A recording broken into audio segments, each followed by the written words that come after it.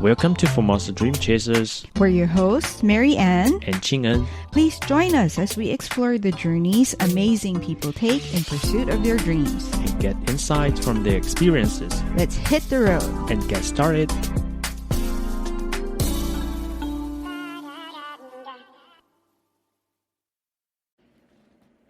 Hello and welcome to Formosa Dream Chasers. Over the last 2 years, I've had the privilege of talking to so many people who have worked hard to pursue their dreams, each with their own story of courage, change, and growth.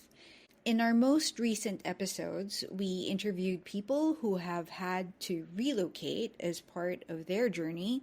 And so, given that we've reached 100 episodes, I decided to do a highlight reel of sorts. And so for this episode, we're looking back at some of those conversations to revisit the lessons that can help anyone thinking about moving abroad for studies, work, or starting fresh in a new country.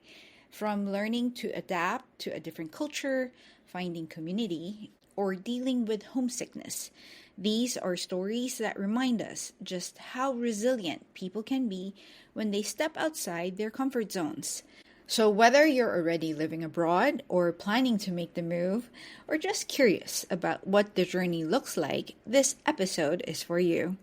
We begin with the story of Professor Ijin Trishilin, who is a Taiwanese feminist scholar and activist. Currently the director and professor of Women's Studies program at Southern Connecticut State University in the United States, here are some of the highlights of her story.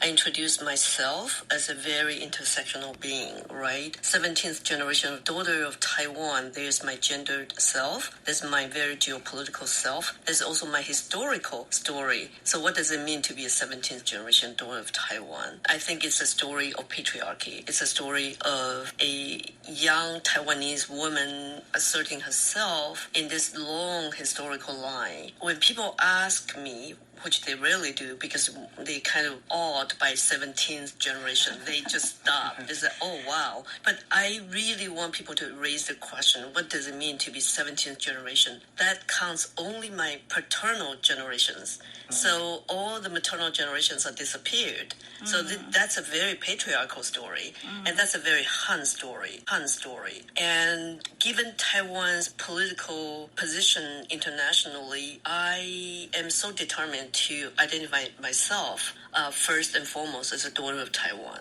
This is sensitive, but I'm not afraid of saying this, that when my bio, when it is listed in this international, transnational, nonprofit organization, it was challenged by China. They did not like that one of the board members is associated with Taiwan. My father first told me that he was 16th generation. That would make me 17th generation. But he said it in such a way, it was with some sort of pride. And he even mentioned where we could locate the family genealogy. But then I kept on thinking, what does it mean to be a 17th generation, right? So that means my mother's, they were never accounted for. And, when the first Lin, where I descended from, where were the women that gave them life? A family on this land. So they're very much silenced. That's why I say when people do ask me, I just raise this very patriarchal counting of generations. Just to clarify, what you mean specifically is because the surname, if I'm not mistaken, is always taken by the male in the family. Correct, yeah. And so what happens is the women, they disappear because they always only follow that of the male descendant. Mm-hmm. Yep. Okay. We are curious about the background that you grow up. What was your education like at that time? What was the general condition of women in Taiwan when you were young? It's all connected, actually. I was born to a financially, economically struggling middle class family. My father is the first in his family to have left the farm. He turned white collared. He rose through the rank in a local bank by working as a busboy, someone who did all the chores, and ultimately his diligence and talents got him promoted to be as the treasurer of the bank. But then my father is also one of the few literate people of his family. None of his sisters got educated.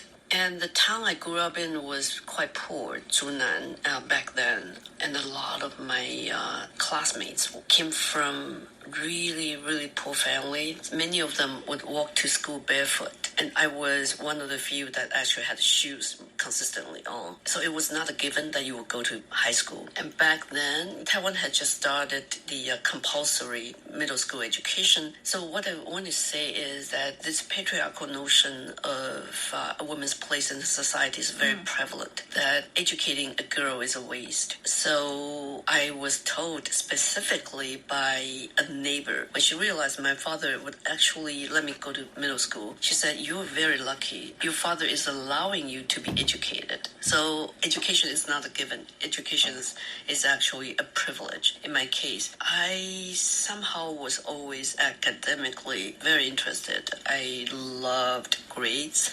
So that got me places, years later after my, college education, after a graduate degree, and in the midst of pursuing my doctoral degree, my father actually said, "Oh, what a pity. If only you were a boy." Oh, wow. Ouch.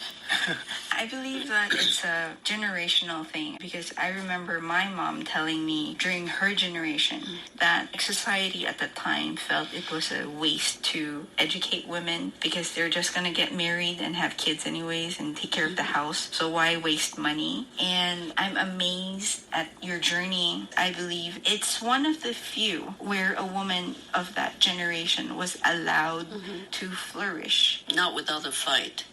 Oh, please tell us about that. Not without a fight. Yeah, I'm curious about that. It's a very long story. I don't know if you really want to we want to get into it, but Okay. I would just say that everyone was against me after college. That was like, wow, you've done it. Okay, enough.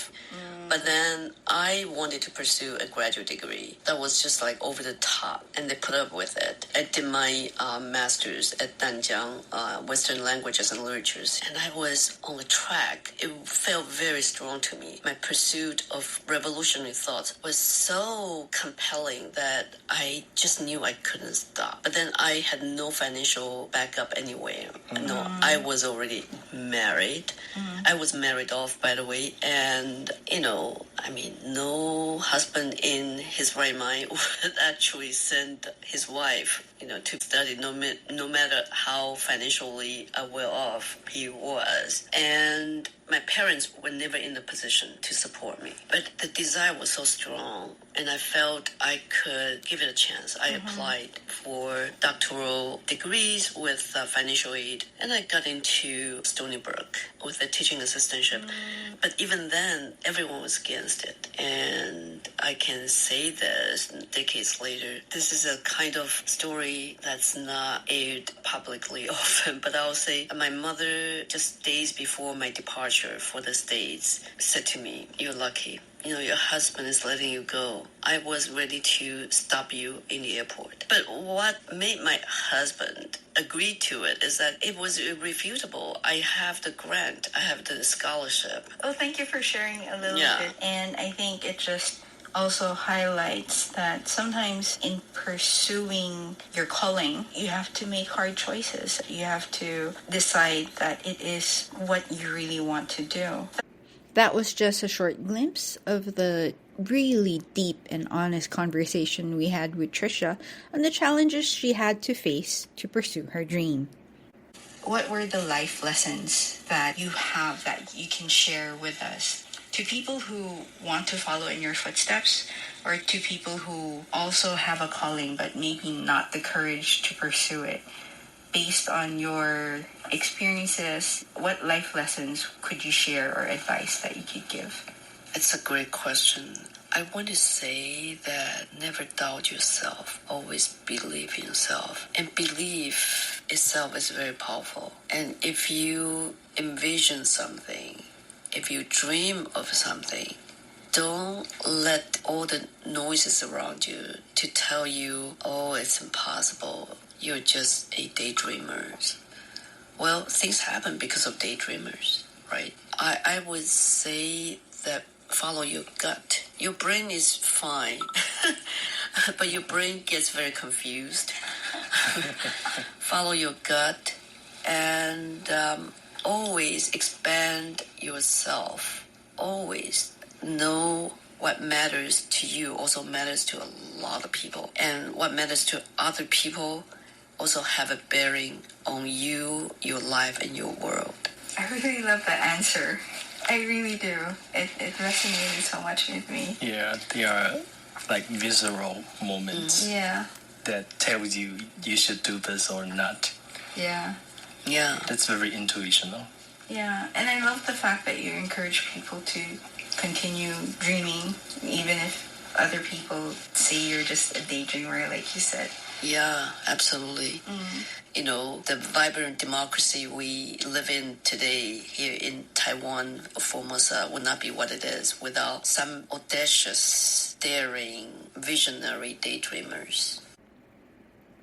That was Professor Ijin Tricia Lin, Director of Women's Studies Program at Southern Connecticut State University in the United States, reminding us not to doubt ourselves, to follow our gut, and that working on our dreams is always worthwhile, as we never know the impact our dreams can make not only for ourselves, but to others as well. Up next, we continue with the story of a close friend who took a leap of faith, leaving the Philippines to start a new chapter in Singapore in hopes of a better life.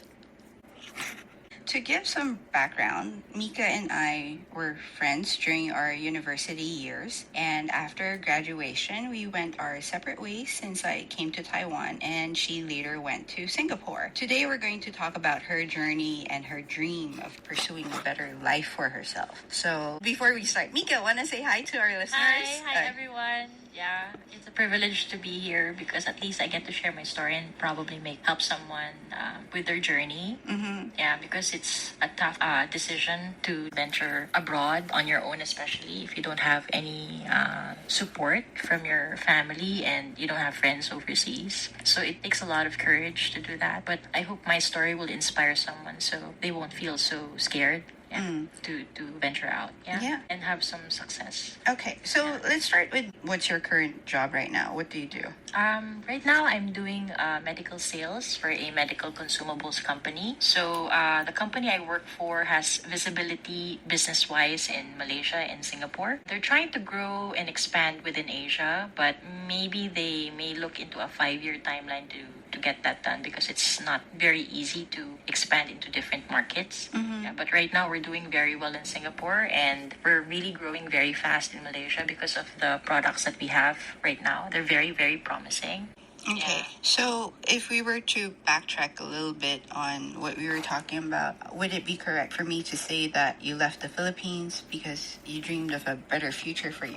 Right. What made you feel that the Philippines did not offer the same opportunities that you have now in Singapore? And like, why did you leave? Yeah. I think the main thing that really drew me to go overseas is, well, I'll be honest, it's also the pay because you're doing the same thing in the Philippines but you're getting better pay. Second is when you're abroad, it opens your mind to so many things, so many different mindsets, and so many ways of doing things that may not be available in the Philippines because in the Philippines, of course, the way people become successful there is also because of their mindset and how they were brought up. But if you're exposed to different cultures, different ways of thinking, you'd realize that, oh, there's another way, to get where you want to go. People abroad have a different work ethic also, and they also have different ways on how to become efficient with their job. since you have so many options to use to become successful, you realize that there are a lot of pathways that you can do, and it depends on what your preference is, that you can actually create shortcuts for yourself and at the same time enjoy the journey because it becomes an adventure. Yeah, because every day is gonna be very different. Cool. Yeah. Oh, so how long have you been living in Singapore? I've been in Singapore since November of 2007. So Wow, I've been that's there, a long time. yeah. So I've been there for almost 16 years. Oh, 16 Yeah. years. Yeah. You know, the first year I was so homesick. Yeah, I had to buy, because back then there were no mobile phones, Yeah. like the way we have data right now to communicate. Yeah, we have and we don't internet. have to pay for IDD. But back then I had to get a cell phone, get some prepaid cards, and then pay maybe $10 almost every day just to talk to my mom for a few minutes because I was so homesick. Wow, so you talk to your mother every day? Yeah, every day for a year. And then she said, I mean, if you're really that homesick and you really want to go back to the Philippines, why aren't you going back? And then I realized, because why am I there in the first place? Why am I in Singapore in the first place? I think that had more weight than me going back. I think that at that time I knew that I had a better future if I were to stick around in Singapore because of what Singapore could offer me in my career. Yeah.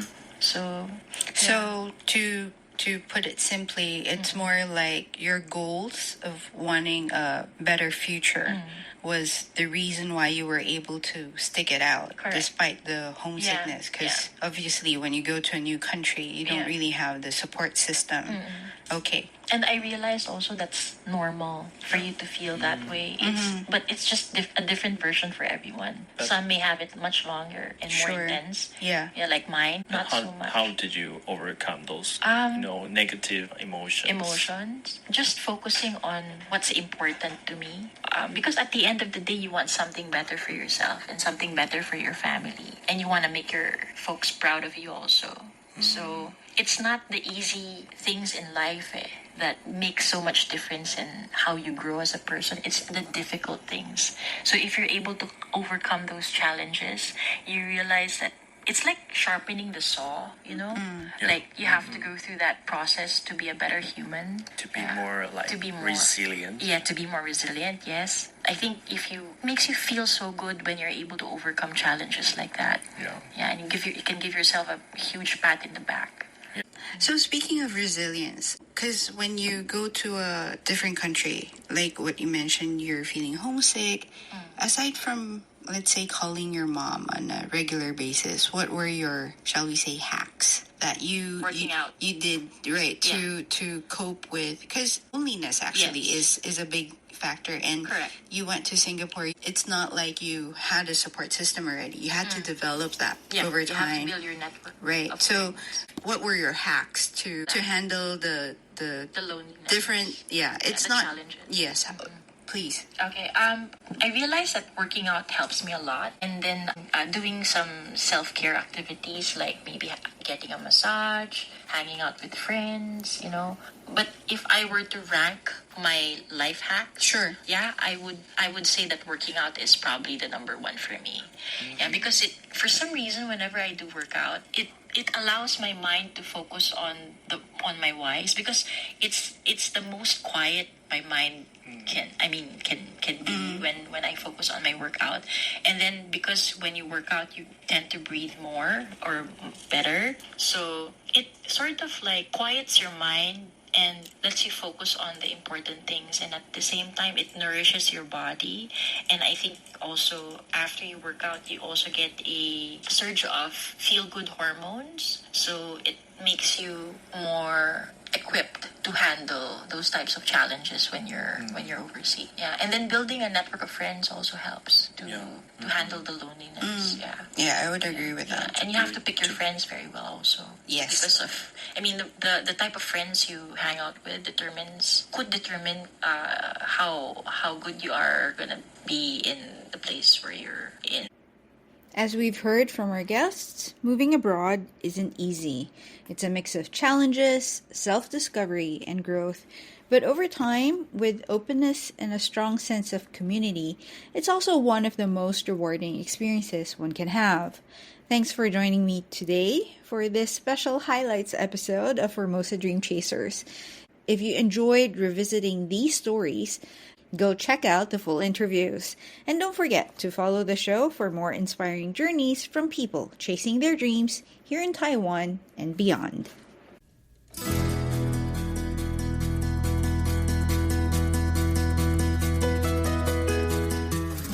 This is Ching and Cho. And Mary Ann Shoko. See you guys next week. Bye.